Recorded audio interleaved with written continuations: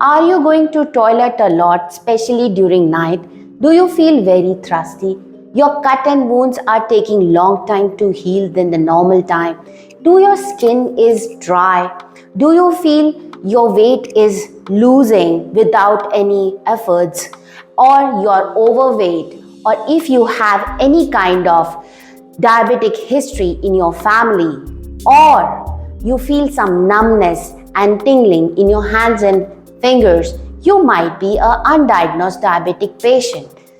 Namaskaram, I'm Monica Chauhan. Today I'm going to discuss about diabetic, why it is and how we can cure it with the help of yoga asana practice.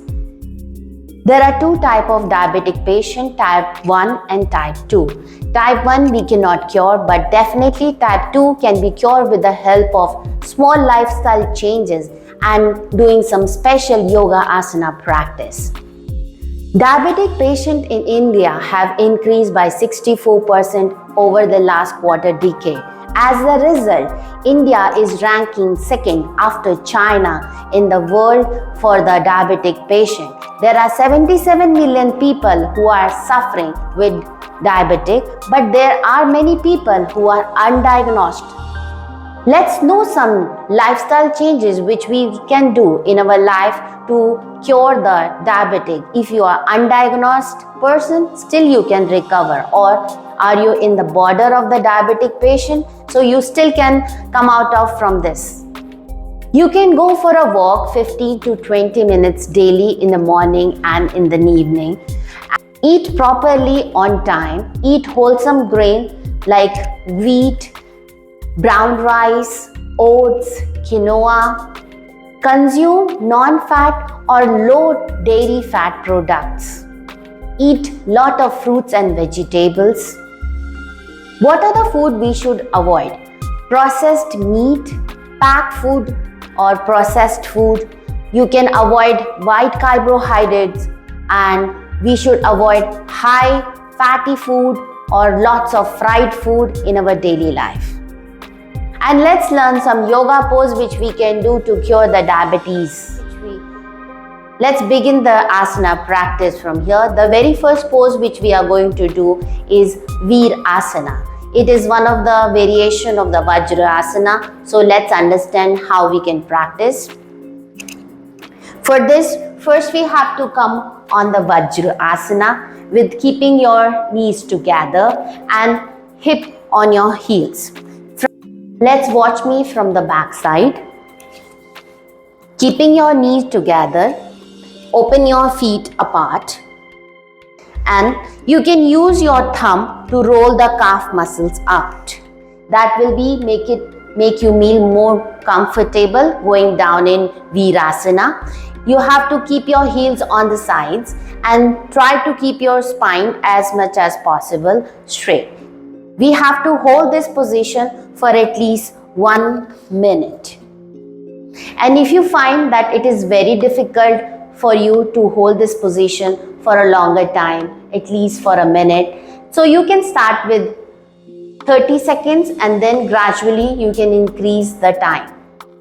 Let's learn the Virasana with a modification with the help of a prop, that is yoga block, or even you can use any bolster which is available at your home. So again we will try to keep the knees together as much as possible, and we will use the block in between our heels and we will sit on the block, keeping your heels on the sides.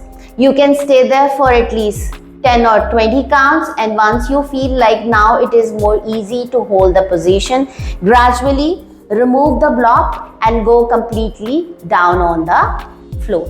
The next yoga pose which we are going to learn is Halasana. I am going to show you an easy version because yoga is for everyone. So everyone can practice it, whatever the age is not a limit for Yogasana practice. So for this Halasana, I'm using a bolster and few yoga blocks.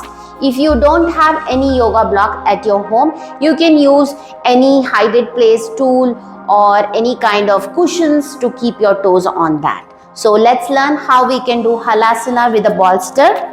For Sitting on the edge of a bolster, slowly lay down on your back.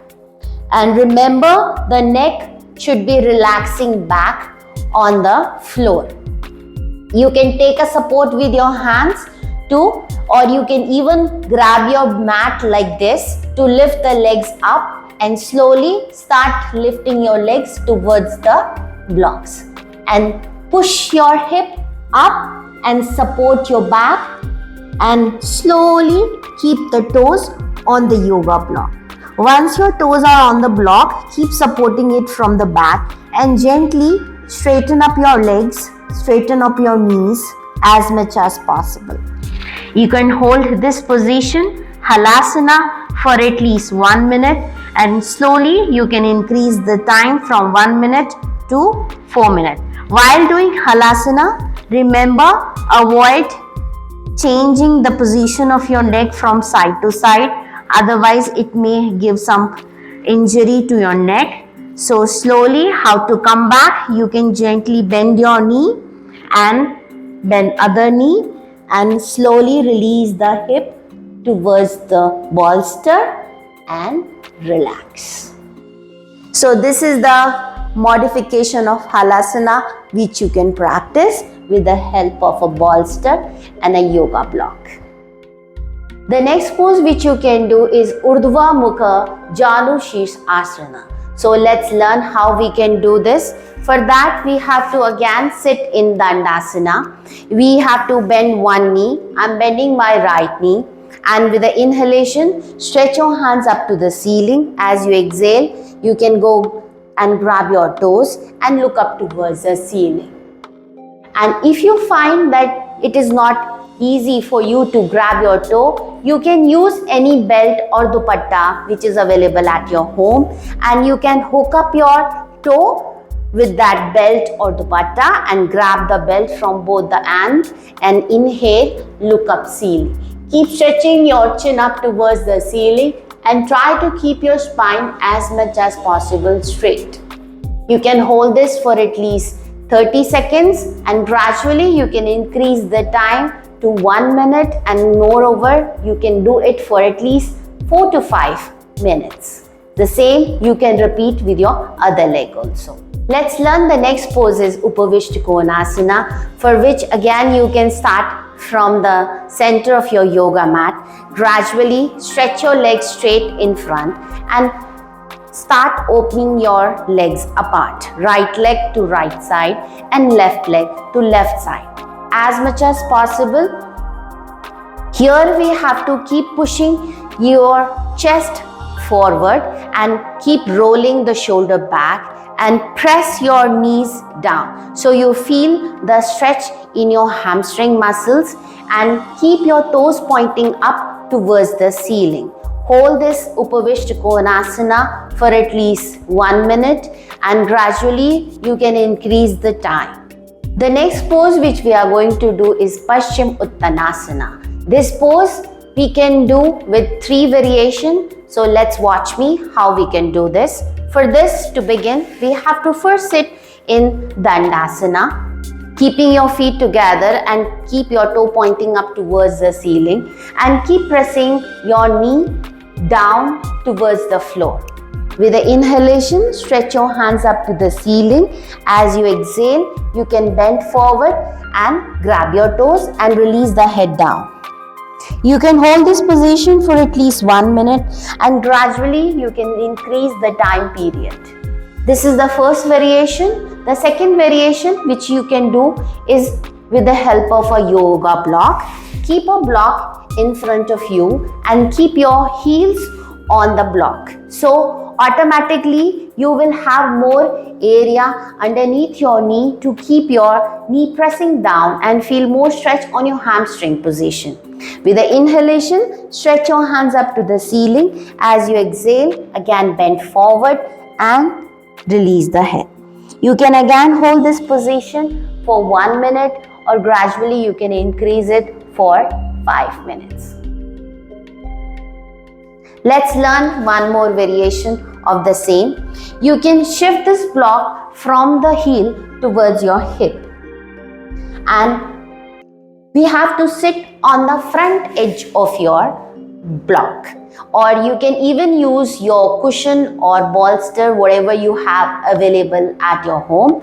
Again, sitting on the Dandasana, hip will be on the front edge of the yoga block. With the inhalation, stretch your hands up to the ceiling, and as you exhale, grab your toes and bend forward. And still, if you find like you are not able to grab your toes, you can just keep your hands on your shin bone. You can grab your calf muscles and bend forward. Stay there again for 1 minute and gradually increase the time from 1 to at least 4 to 5 minutes. The next pose which we are going to do is Janu Shirshasana. Let's learn how we can do this. We can again start the pose from the Dandasana. Gently bend your one knee, and with the inhalation, stretch your hands up to the ceiling, and as you exhale, bend forward. And keep releasing your head forward and hold it for at least 1 minute, and gradually you can increase the time. And if you find like you are not able to go till down, so you can use a yoga belt or any kind of belt which is available at your home. So hook up that belt on the toes.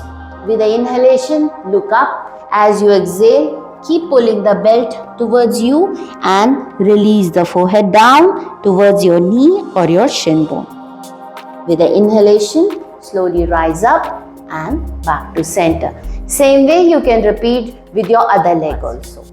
The next yoga pose which we are going to learn is Adho Mukha Virasana. We have already learned how to do the Virasana. So let's do the variation with the help of a bolster. So you can use any bolster which is available at your home, and I'm using one yoga block. If you don't have yoga block, no issue, you can use any cushion which is available at your home. So let's see. For first, we have to bring our bolster in between our legs and keep your heels on the sides. Use your yoga block in front, in any position, standing or low, as per the comfort of your body. With the inhalation, stretch your hands up to the ceiling. As you exhale, start bending forward and release the forehead on the block. So you can stay here for at least 1 minute. If you feel you want to reduce the height of the block, you can again reduce it accordingly and stay here for at least 1 minute, and gradually you can increase the time from 1 to at least 4 to 5 minutes. The next yoga pose is Ustrasana, which is again I'm showing you with the help of a bolster. So let's learn this pose in a very easy and a comfortable way. So for the Ustrasana, first we have to sit in Vajrasana. Keep the bolster on the back of your toes. You can keep some gap in between your knees. With the inhalation, slowly rise up. Keep your hip up from the ground, and with the inhalation, stretch your hands up slowly, and as you exhale, support your back, lean the neck back. This is a very simple variation of Ustrasana which I am showing you. You can practice this for first round and then slowly sit down and sit in Vajrasana again and go for child pose. The second variation of Ustrasana, in which we have to keep our hands on the bolster. So let's keep the bolster over your heels. So it will be placed over your heels, and again with the inhalation, stretch your hands up. As you exhale, contract your glute muscles, keep expanding your chest, keep rolling the shoulder back, and slowly you can release your hands one by one on the bolster and head relax. Focus is to keep pushing your hip forward and breathe here for at least 1 minute, and whenever you feel done, slowly come up, remove the bolster, sit on the back and do some counter pose, child pose. The next yoga pose which we are going to learn is Mandukasana. For that we have to sit in Vajrasana, bending our knee, keeping our hip on your heels, and Look at my hands, keeping your thumb in, close your four fingers and make a tight fist. And you have to keep this fist underneath your rib cage, okay? Feel your underneath the rib cage, keeping the placement will be like this. With the inhalation, first stretch your chin up. As you exhale completely, press your fist underneath your rib cage and slowly exhale and bend forward. Stay here for at least 1 minute and slowly, after holding for 1 minute, with the inhalation, come up and relax. Namaste. Thank you so much for watching this video. I hope you like it. Please share it and subscribe my channel, because I always focus to learn the yoga asana in a simpler way, because according to me, yoga is for everybody. Thank you so much once again. Have a nice day.